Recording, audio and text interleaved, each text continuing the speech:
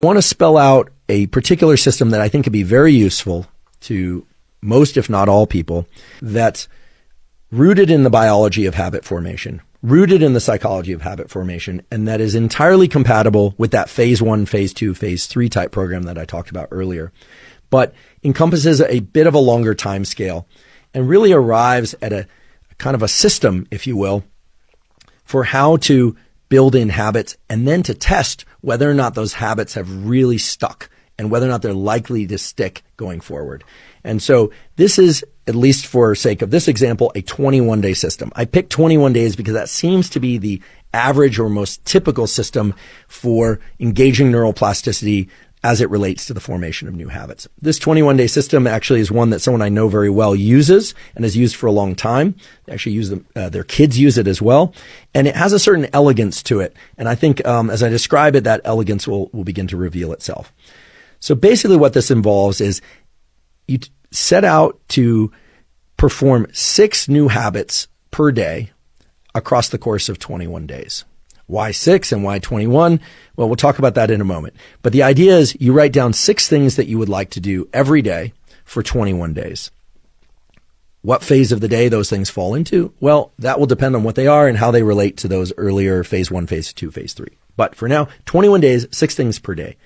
However, the expectation is that you'll only complete 4 to 5 of those each day. Okay? So built into this is a kind of permission to fail, but it's not failure because it turns out that this approach to forming habits is based not so much on the specific habits that you're trying to form, but the habit of performing habits, right? It's the habit of doing a certain number of things per day.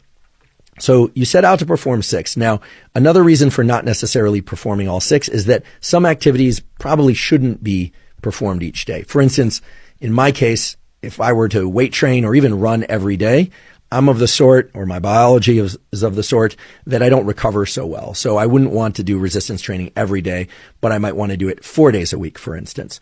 So by having 6 things in that list, I could shuffle out that particular activity on particular days of the week and simply do 4 or 5 other activities. So 21 days, you list out 4 to 5 things. So it might be zone 2 cardio, resistance training, sunlight viewing, writing. It could be journaling. It could be learning a language, mathematics. Again, this is going to vary depending on your particular goals and the habits that you're trying to create.